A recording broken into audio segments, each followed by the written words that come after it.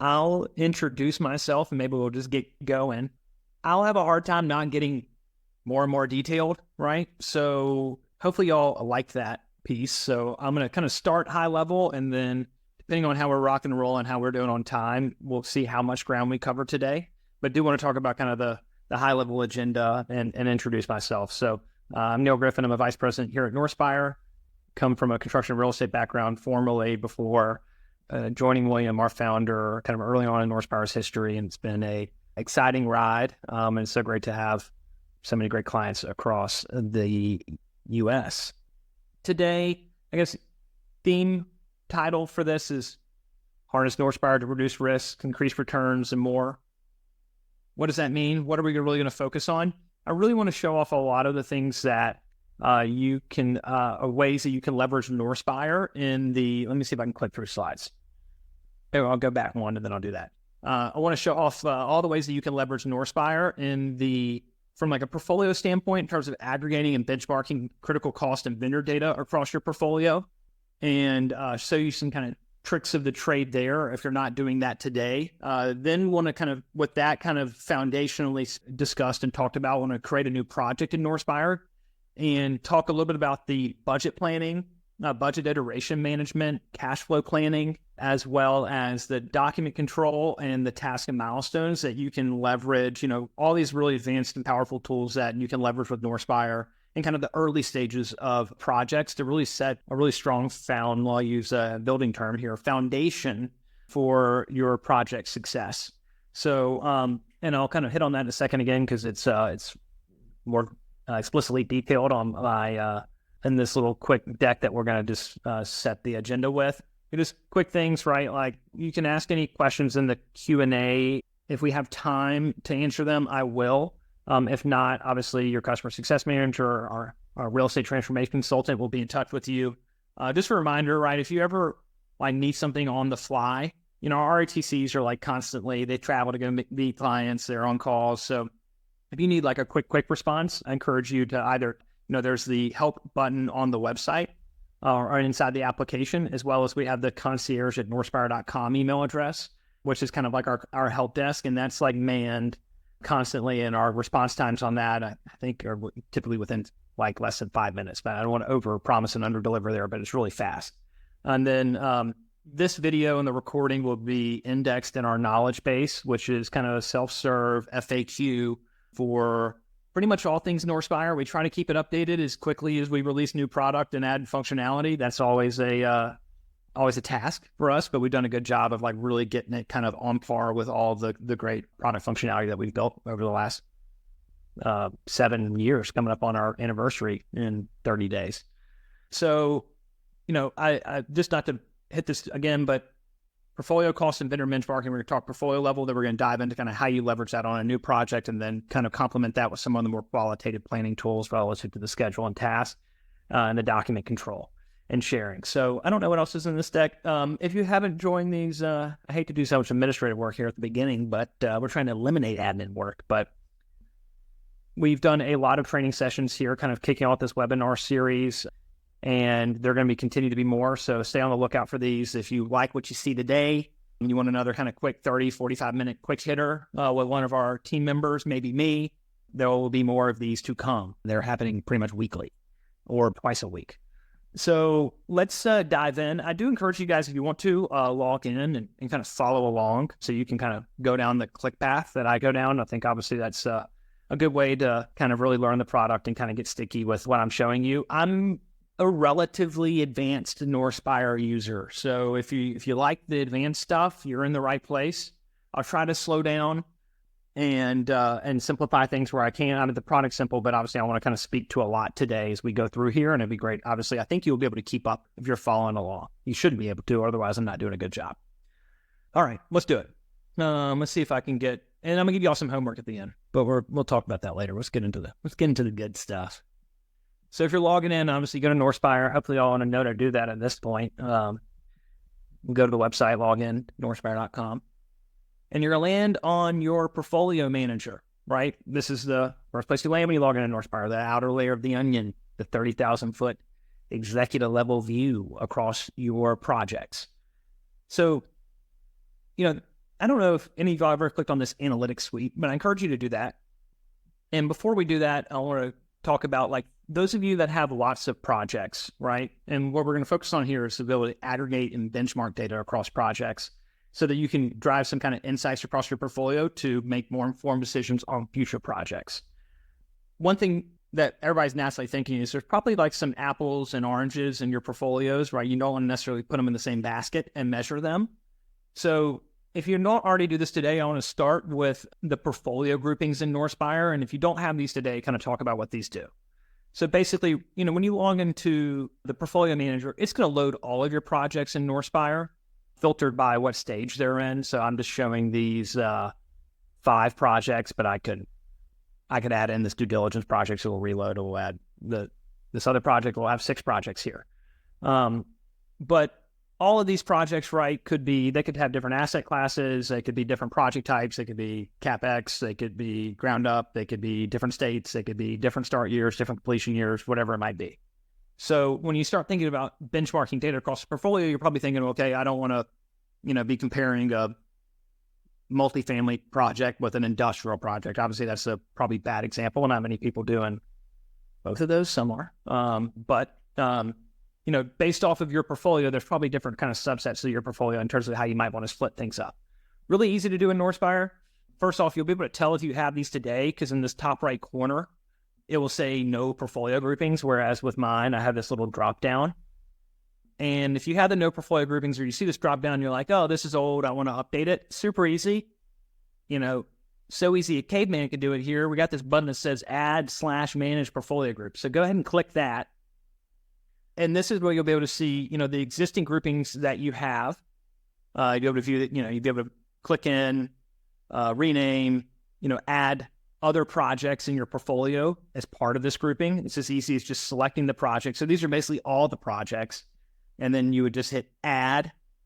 And then we could add it now to be included in this portfolio grouping. And it'll take that out as a list because you can't add it twice into that same portfolio grouping. That's only sensible. And if we go back to, we could also change the name of it. Moving back kind of one, if you wanted to add a new portfolio grouping, just here on the top right, add new portfolio group, right? We might call this, let's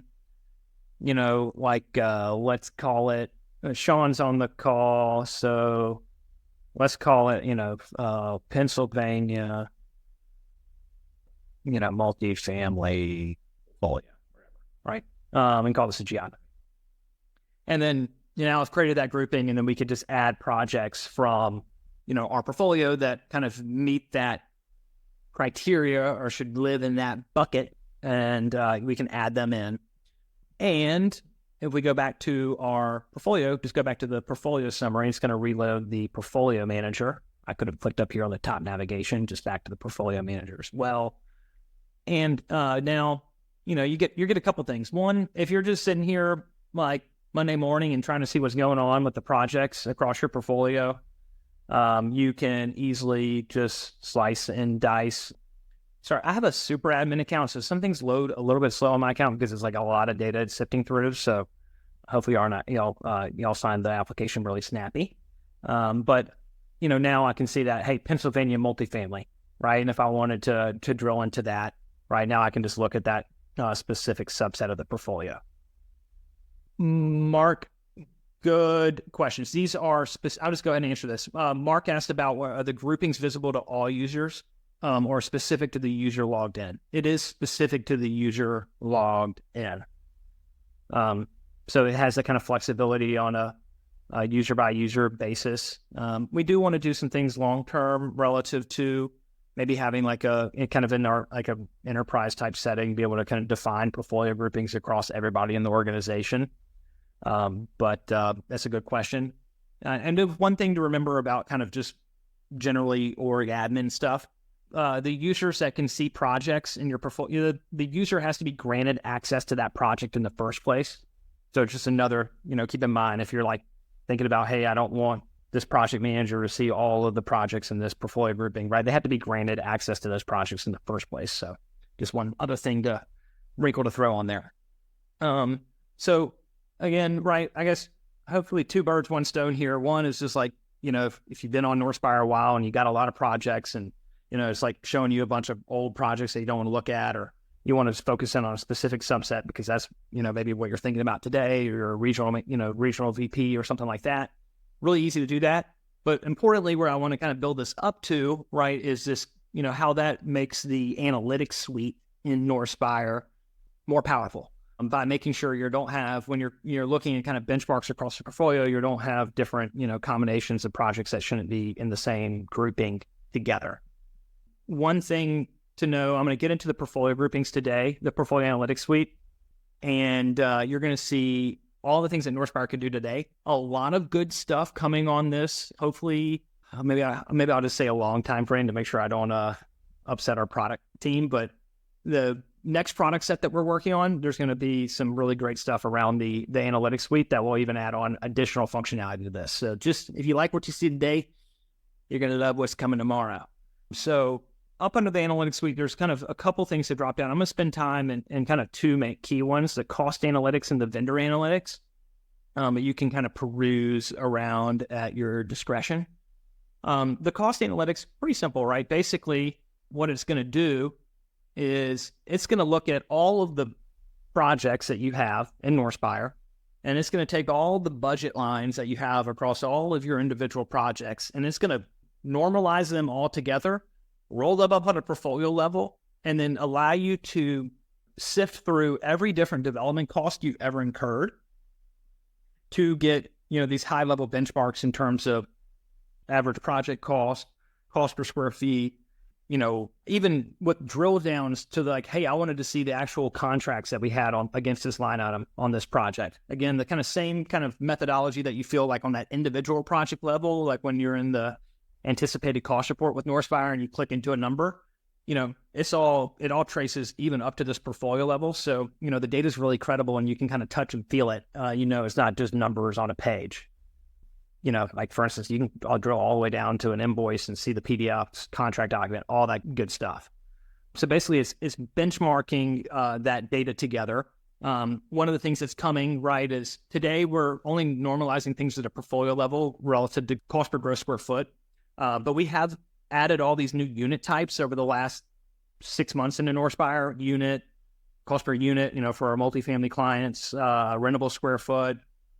I don't know, there's like 6 acreage. There's others we've added that we're now allowing you to kind of manage on a project by project level. Not to talk about what's coming, but what will be in that product set that I referred to earlier would be optionality to see these benchmarked by different metrics other than cost per gross square foot. So just FYI on that, because that's probably what you're thinking. Other things here, right? Those portfolio groupings that we talked about, we just built.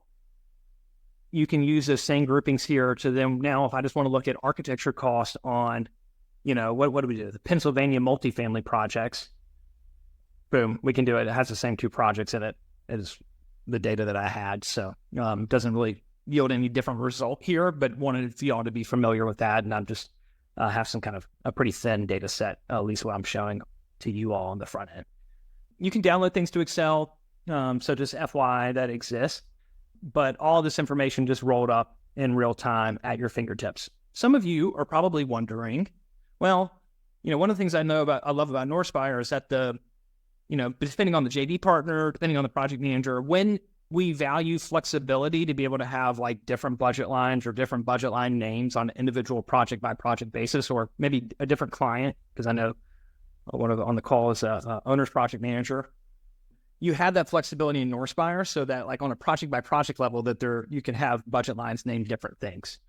So if you're really following with me, you're like, how is it going to aggregate if the budget lines are different, right? Typically there's always that trade-off. You're either like really rigid because all the projects now have the same template so you can aggregate things on the portfolio level, or it's flexible on the project level and then you can't get any data on the portfolio level. And you can even see that here with these 2 projects. It says, the budget line that is pulling up is on one project it's called Architect of Record. On the other project it's called Architect-Record. And then we're aggregating things to what we call the project architect. So I do want to show you guys and gals and everybody on the call how that works so that you can make sure that you're getting kind of good data at a portfolio level. And it's really easy, and actually Northspyre helps flag this for you on the projects. So if you're in a project in Northspyre, anytime we're at the portfolio level, you're drilled down into a project. If they're basically what's happening is that, here are the budget line names on this kind of specific project that I opened up.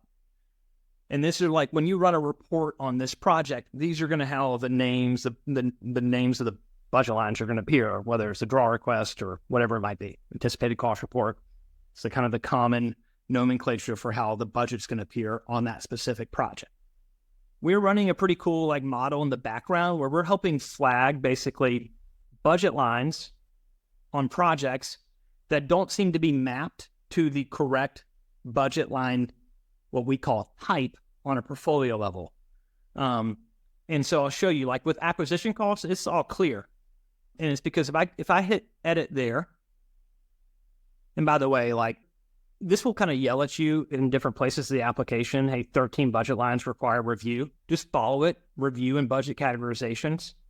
It's going to take you where it's really directing you is up under Power Tools to the project utilities budget categorization. So that's another place you can get to it, or I can just click here. So anyway, just for y'all to know where I am. But if I click this little pencil and edit button associated with that budget line, there's this little up here, it says select a budget line type.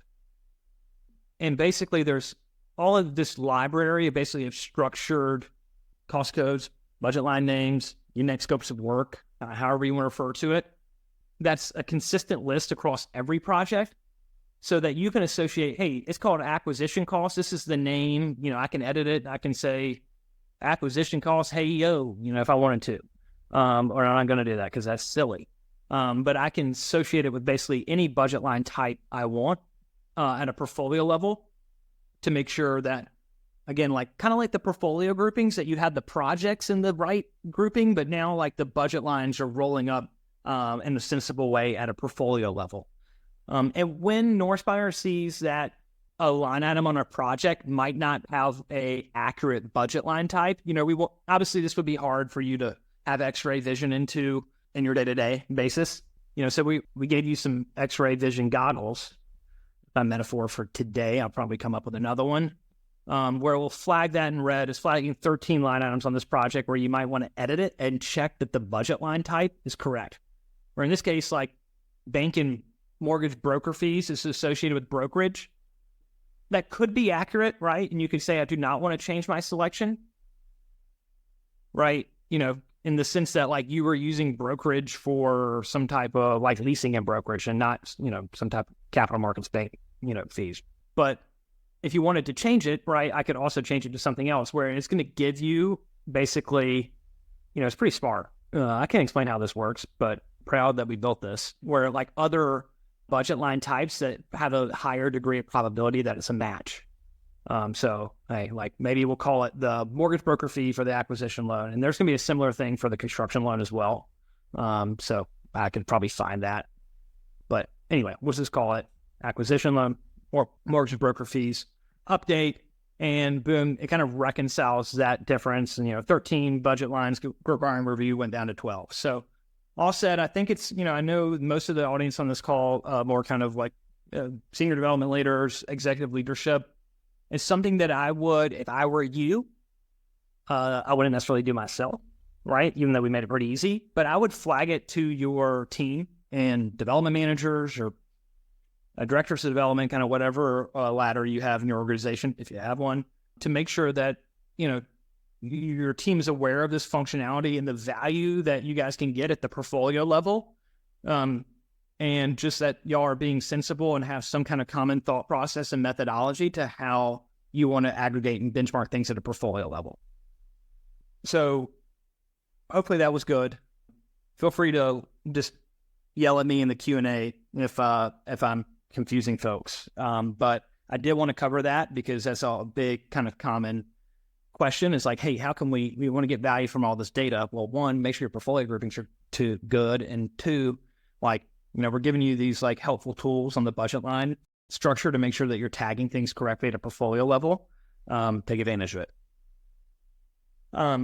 So with those two helpful, nifty things, right? Now you're kind of building this like real-time, kind of always-on accurate database of cost and vendor information across your portfolio. And we're doing the same thing, obviously, or not obviously, shouldn't use the word obviously there. We're doing the same thing on vendor. So you could also benchmark and look at things on a vendor level, where instead of looking at a specific budget line type or cost code, if I want to go look up a specific vendor we're working with across the portfolio, I can do that as well. And I always go to Gensler, but Gensler's not on these projects. So anyway, let me just go here. So same idea. The page looks similar to what it does on the cost analytics, but now it's data rolled up at a vendor level. So it's basically every time you've worked with that vendor, all the different projects you've worked with them on, what their base contracts are, change orders, cost per square foot. Again, more unit types coming on the benchmarking. See, we do have a product manager on the call, so hopefully they are not fuming with me letting people know about that. But anyway, so Christmas is coming on that side. So that was kind of item 1 here on my checklist. That took a little longer than I wanted to, but hopefully it was valuable. So I'm going to go down to here to 2. We're probably not going to finish at 4:30 Eastern. If you have to hop off, this will be recorded and kind of sent out and uploaded to our knowledge base. But if you want to hang around, all good, Chuck. If you want to hang around, please do. So next, I want to kind of go into actually how you can leverage that data in starting projects, from the ground up in Northspyre. So you have all this data, right? And you want to start a new project in Northspyre because you have a project that's in early planning, or maybe you're about to get the site under contract, or even before that, whatever it might be. And you want to use Northspyre, right, to have one, kind of consistency and visibility across your entire portfolio, but 2, importantly, to kind of help inform the budget planning and the whole workflow of trying to bake a development deal or construction real estate project. So that's really easy in Northspyre. You can just come in here and you can do create project. So don't be scared of that button. We won't bill you for it because we allow you to do this create project, and it basically places some restrictions on how long that project can kind of keep going in Northspyre, and some of the features, kind of advanced features, but you will not get it won't charge a credit card, promise. Hit create project when you guys want to track a project in Northspyre. So we'll give it a project name. We're going to call this, let's be really creative and call it, webinar as, and actually know what we're going to call it. Yeah, we're going to call it webinar app. That's fine. I had a development site I already created in here called webinar, so we'll just associate it with that. So one thing on the development site, I'll just speak to that quickly. You might probably already know this. Northspyre, this concept of like development sites. So if you have a phase 1, phase 2, phase 3, they can all associate onto the same development site, so that they have that kind of common layer and attribute that they're all the same development site, but they're basically different, distinct projects. So take advantage of that where it makes sense for you all. Or maybe you have, another example would be, you're doing the multifamily deal, but that's like capitalized on its own. And then there's like a retail parking structure thing that's all, it's its own, like, it's capitalized separately. And so therefore it's the same site, but 2 different projects that you want to have a different kind of baseline on. So anyway, that's how you would use a project name and development site. You can select some high-level metrics here, the construction type, the asset class. I'll do a rental apartment. You can enter square footage. There is opportunity to add, again, as I mentioned earlier, more project level information to this, which I can show you guys how to do. And you won't see this organization thing. That's just for me. So at the point you get here, you're going to have 2 options, the recommended categories and the use a previous project. The recommended categories is if it's your first time developing and you need like a recommended, what might be a sensible budget line structure and what scopes of work might be included on a ground up rental apartment project, use the recommended categories. If you're a team that's been in business, you kind of got a method to your madness that Northspyre is helping make less mad. Use this kind of previous project will allow you to pick from any kind of organizational templates that you might have established, as well as any previous project that you might have run on Northspyre. It's basically a template to get this kind of project started and start to get some numbers on the page. So I'll pick, just a kind of pretty standard project on our side. It's going to give you some options, which I encourage you to take advantage of. One is like, hey, why would I want to go add budget lines on this new project after I create it when I could just clone them from this previous project? Why would I want to go build out a new project schedule for this project with all the different tasks and due diligence or entitlements or pre-development or design or permitting or construction buyout and construction milestones and stabilization and when I could just clone them? Why would I want to add, build a new folder or hierarchy in my document library when I can just copy it? If you're using accounting integrations, you can roll over all the accounting cost codes.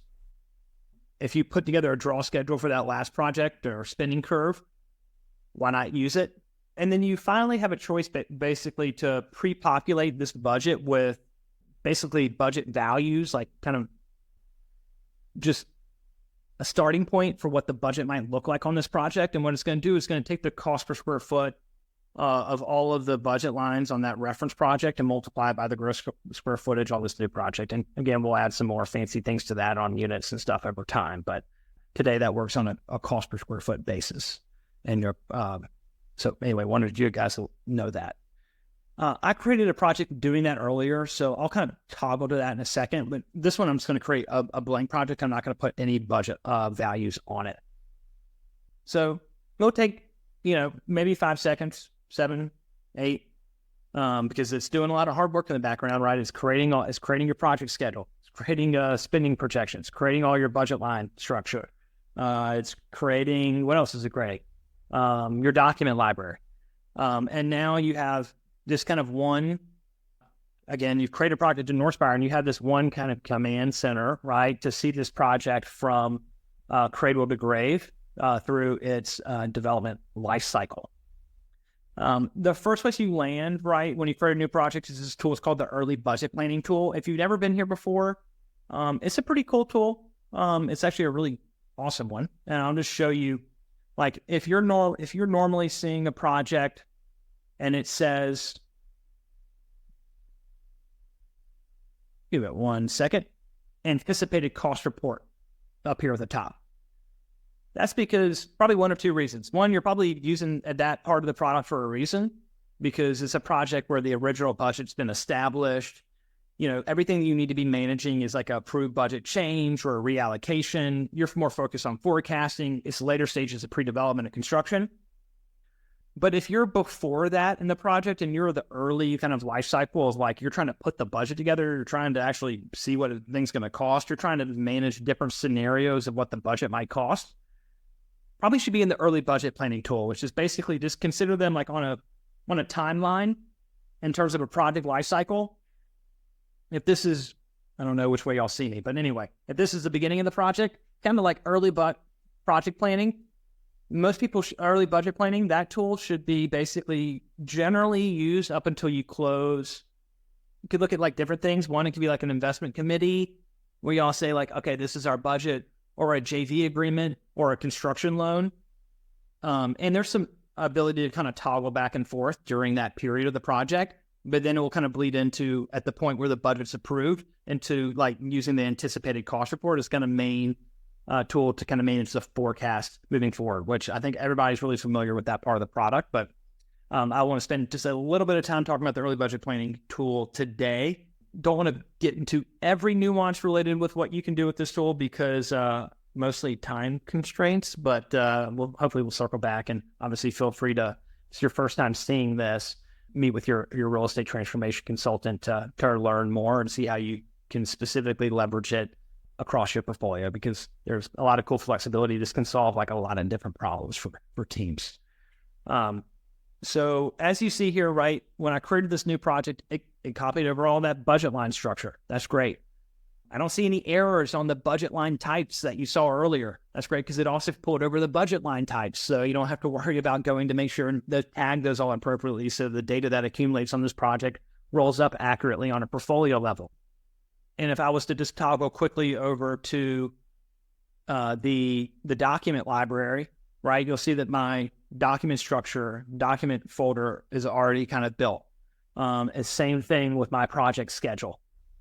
So you're all gas, no brakes, ready to kind of like spend time actually thinking about this project versus spend time fighting through whatever systems and back and forth emails and spreadsheets that you might have to use if you weren't so lucky to be a Northspyre customer. So I'll start a little bit on the early budget planning side, just so everybody's kind of familiar with some baseline functionality here. One, by default, we name that initial kind of what you're going to learn more about here in a second, budget scenarios, the initial budget scenario. But, you can name this different things. Maybe you just want to put like a slice of this budget together for like a $250,000 pre-development budget. Or maybe that you want to kind of really pencil out the kind of full pro forma budget. That's like the total development cost, but it's in broad strokes. You can do either. And I mentioned to the kind of flexibility of the different things that you could do with this tool. So today I'll just kind of call it pre-development budget. And we'll kind of talk about basically how this might evolve. I can add some different things going on here. So I said this was a multifamily product, if I remember correctly. So we can call, hey, this is 250 units.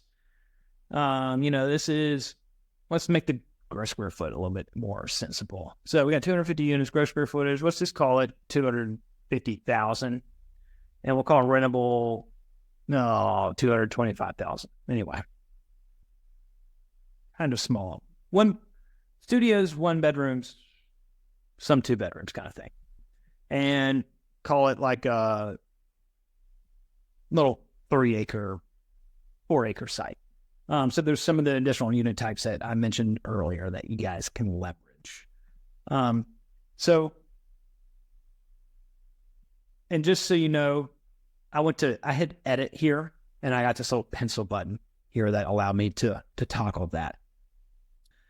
So now, right, this is my pre-development budget. So what am I going to be spending in pre-development? I probably don't want to go put any dollar values on hard costs, but maybe I'm not going to do every line item. It's actually really easy to. But say maybe I want a budget for the civil engineer, right? And we're going to do some site plan stuff or whatnot. It's super easy. I just click in old Northspyre, good old Northspyre, just click on where it says 0 if you want to change it. And I could add basically a budget to this line item in this project. What you're going to see is maybe I'll just show that again. You're going to get 2 options here. You're going to have the ability to do what we call a unit cost component. That's where you're multiplying basically, either kind of whatever you want to define, which we call just amount, or the gross square foot, or the rentable square foot, and all these things that we just defined kind of relative to these metrics of the project by, different unit costs. Let's call it $5. I'm just making something up per unit. Yeah, so this is a little bit silly, but anyway, you're seeing what's going on here. To kind of calculate what the budget might be for this line item, kind of real time in Northspyre. So you're not having to do this off in a spreadsheet, right?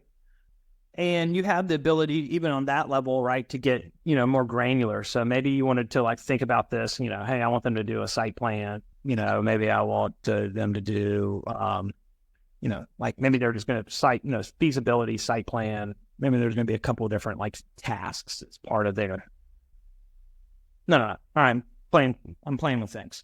But you do have the ability to basically kind of task out what this budget might be, so you can kind of think about it more from the ground up as opposed from the top down. That is the kind of what the unit component type is. The direct cost is more of that kind of top down methodology, they usually bill me, it's a survey, it's going to cost me $10,000 or whatever. So those are kind of two of the ways that you can put these put budgets together on line items. I did all this big build up about the, aggregating and benchmarking data at a portfolio level. So you're probably like, where was I going with that? I was going to right here, which is, while I'm putting this budget on this project, I don't have to just make up a number here, right? I can go and I click this find recommended values. And what it's going to do is it's basically going to pull all that portfolio analytics, all that data that we were kind of benchmarking and aggregating at the beginning of this call, just right into this project and then put it right here so I could pick from it as necessary to make a more informed decision on what the budget might be on this project. And I guess zooming out, I'm getting all really technical, but again, we want to bring, if you're one of these groups that has acquisition, analysts, who are putting these original budgets together, but they don't actually see projects kind of come full cycle and really know what they ended up costing. And then you have development teams over there that are kind of responsible for the overall execution of the project, but they're the ones that put the original budgets together. Obviously, this is, a really easy way to break down those silos and kind of create more institutional knowledge and kind of repeatability and kind of more virtuous process with which you attack projects. So when I have that kind of menu bar of like, what data do I want to pull from? It's super easy. I can go, if this reminds me of a specific project, I just go to this projects kind of, drop down, and I can go dive into a specific project, and I can go pull what we spent on the civil engineer off of that specific project. We spent $110,000. We spent $47 a square foot. Or on the portfolio analytics, right? This is, instead of going on a specific project, this would allow you to pull that same data. But at this point, either all projects is going to be benchmarked across all the projects that you have access to in Northspyre, or using one of those portfolio groupings that we talked about earlier, right? So let's say this is one of these Pennsylvania multifamily deals, and I'm pulling for a civil engineer, right? I can go grab that. Civil engineer is probably one that you would pull, not the cost per square foot. You would probably pull the kind of average cost, which is this $110,000. That's basically the average cost across projects. But I'm going to pull the cost per square foot because that's kind of what I'm doing over here with the gross square footage, and you can kind of see the idea. I talked about the vendor analytics. Remember that? That's also here. So if there is a vendor, an engineer that you think you are going to hire, I can click on to them. They're $5,000, right? All of that is right there at your fingertips. So let's grab that 51 cents a square foot. We can add it in, right? I'm obviously talking over this a lot, but this is all really like just fast and straightforward. And hopefully you are finding that if you're still kind of following along with me. So I'll save that. And, again, obviously you could quickly basically run through all these different pre-development items that you might be spending money on and boom, put your pre-development budget together. That's if you're going kind of in the direction of hey, we're going to put a pre-development budget and then zoom out to the development budget. You might be going backwards where you have you're putting your pro forma budget and then you're skinning it down to, okay, what's pre-development? You could go either way in Northspyre. So just because I went pre-development to full development budget, which is maybe not always going to be the case, probably not typically going to be the case because you're going to be trying to do kind of work on things on a full budget level just to make sure it pencils in the first place before you spend a bunch of time in it. But you could go either direction in Northspyre. And in the, in a world in which hey, here's our pre-development budget. Now I want to put our kind of full development budget together. I want to copy what we have going on from our pre-development budget.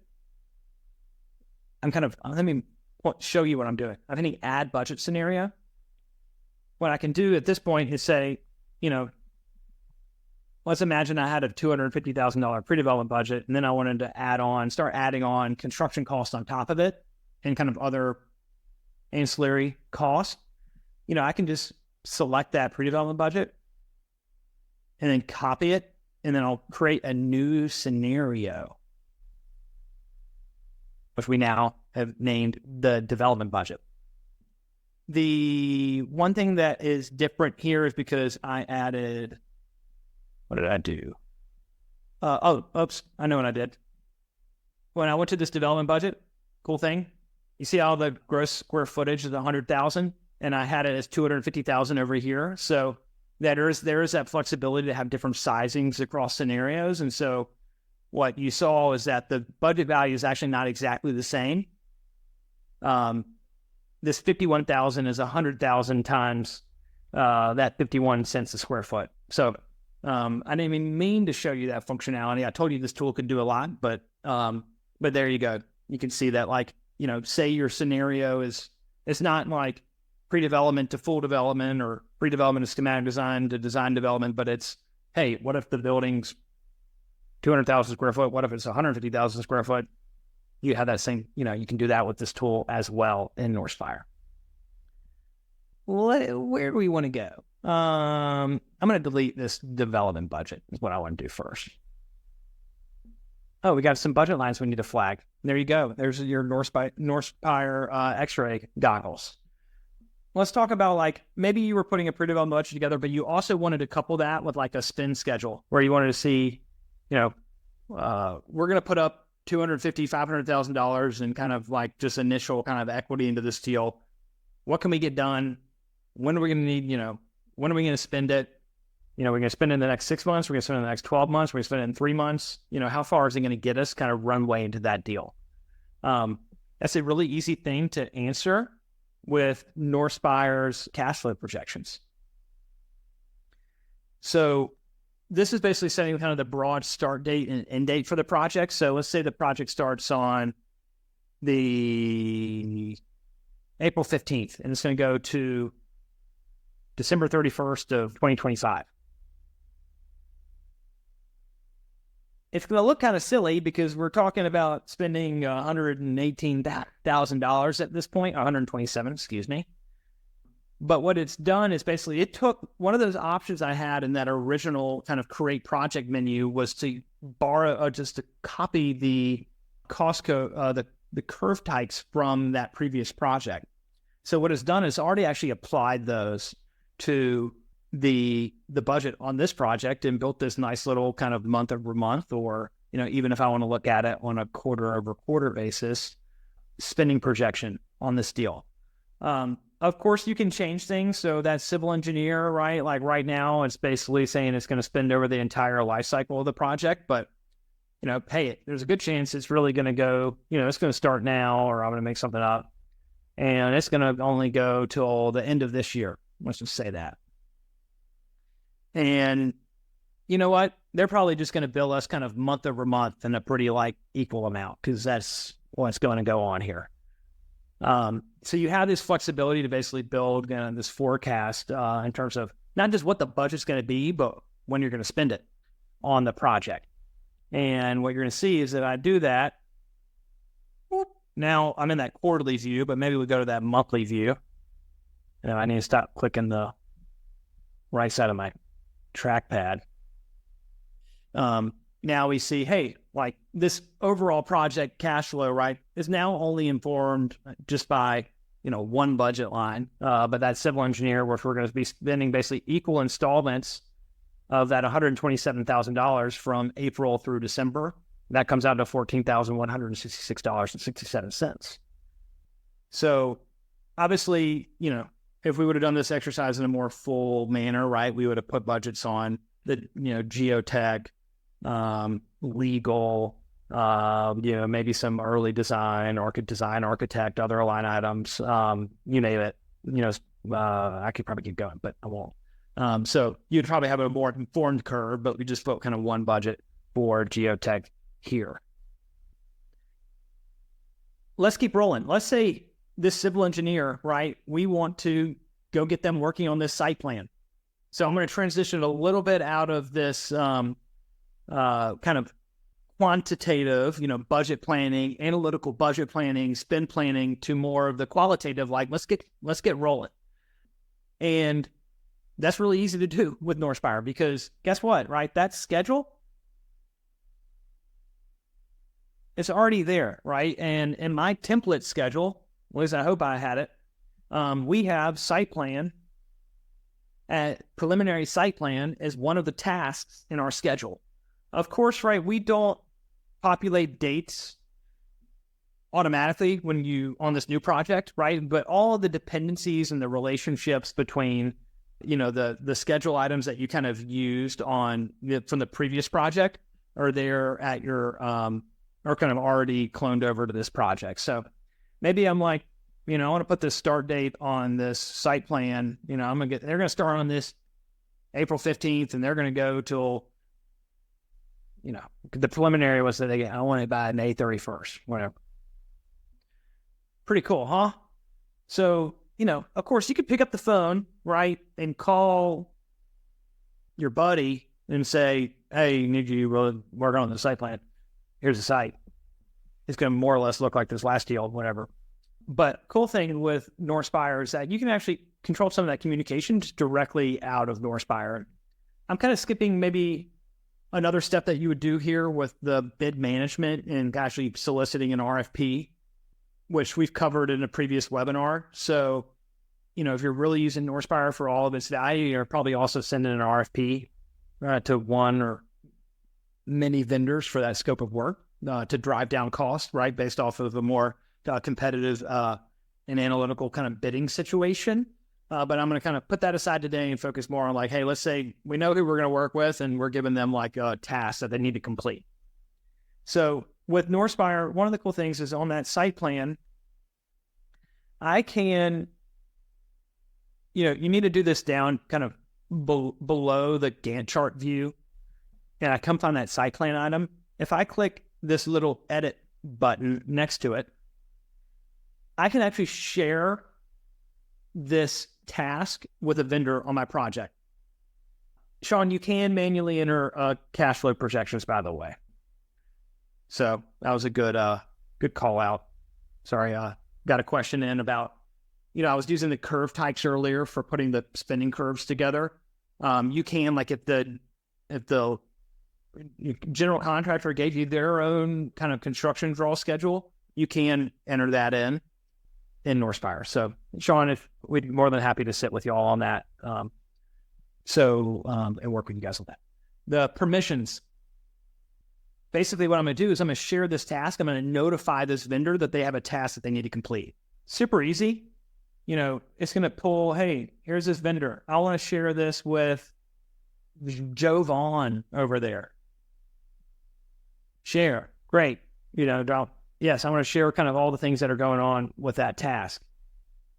And what you're going to see is basically that vendor is going to get an email address, an email from Northspyre. I have a picture of what it looks like. And it's going to say, hello, their name. You've been asked to start working on this. And it's nice. And they can just click into it. And when they click into it, guess what it's going to take them to? This nice little vendor dashboard that shows them basically all the projects that they are collaborating with you on. If you're not using the vendor side of Northspyre today, it's a lot of stuff that we've been putting a lot of cool effort into this relative to allowing vendors to upload invoices directly if they wanted to, allowing general contractors and teams to collaborate on the pencil requisition process and kind of fight back and forth in terms of, what are we going to, I shouldn't say fight. To make it easier than fighting at the construction, job site trailer and then back and forth over email with redlined PDF requisitions, a lot of different solutions that we're adding to the vendor side. One of which, right, is the ability to collaborate on a schedule. So I'm going to need to refresh. But what you'll see, I'm logged in as Joe Vaughn, who I invited. And look, now he's got webinar and webinar as a project that he's working on. And, and he would get this directly by just clicking that email. And he'll be able to see, hey, here's that schedule item, right? Super, super easy. And you can kind of see how this would be kind of,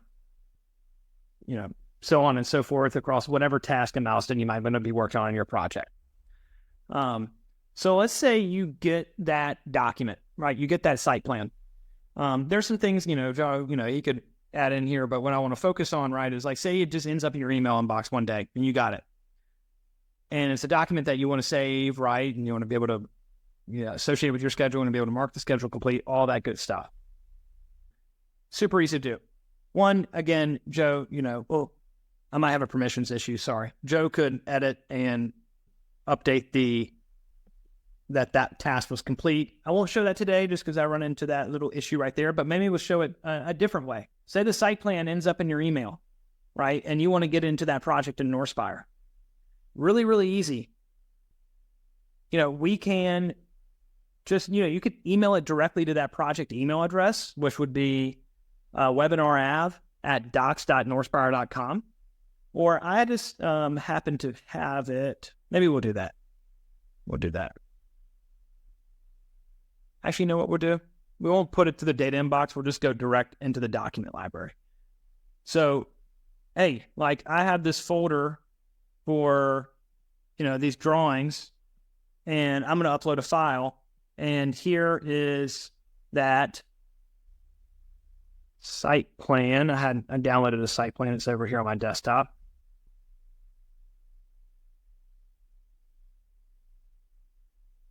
This works through the data inbox with the email ingestion engine. So I would encourage you guys to use that. But I guess I'm just for the demo today, I'm just going to upload it directly to the document library.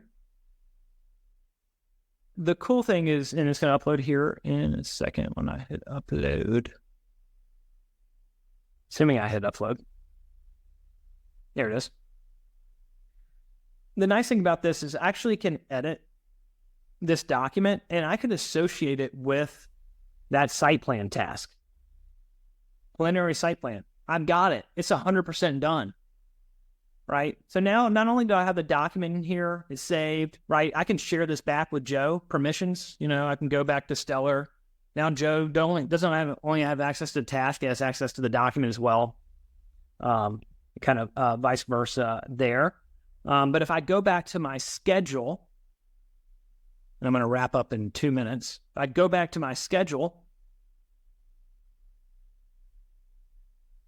and I'm looking at that design and planning and that site plan, it's done. It's been marked complete. I haven't made any updates to the schedule. I haven't done anything. Remember, right? I can click into it. It's done. I saw that Joe did it, and the document associated with it is right there as well. Which if I just click on the document, it's going to take me and it's going to open up the document. So I guess rounding things out, right?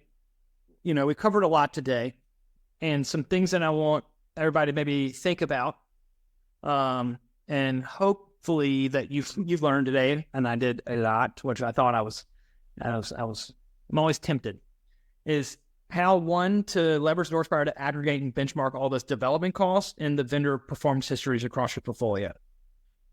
We covered the portfolio groupings and the budget line types. 2, how to create a new project in Northspyre. 3, we didn't cover every different way, but just the power and the flexibility of the early budget planning tool to help that guide more informed decisions, budget decisions, less tribal knowledge, more institutional knowledge, and, just more organization around how you iterate different budget scenarios during the planning or cost projections during the planning and pre-development phase of your project. The overview of the document library, the document storage, the sharing of those to vendors, and the same thing with the task and milestones. So all of the key tenets to not only aggregate and capture data on a portfolio level, but how to leverage that quantitatively and then mix that with the right qualitative kind of workflow stuff to create high, velocity and early deal cycles, make them more informed, make sure that you don't have schedule and risk budget and schedule risk developing your project early on, just because you don't have a thoughtful kind of conveyor belt in how you want to look at and manage deals. So if you want some homework, you can basically watch back, follow along with me across every item we did today. And I'm really glad that everybody joined, and hopefully everybody found that really valuable. And with that, Ashley, I'll hand it back to you to maybe tell us if we just need to turn off the Zoom now, or we have 1 minute for questions. This session will be recorded, so that will be available to you post this. But if you do have any remaining questions, we will make sure that your RETC will follow up with you. If anybody wants to put any questions in the Q&A, we'll keep the Zoom open a little bit longer just so we can capture those and route those to your customer success manager. Thanks everyone for joining. Thanks everybody.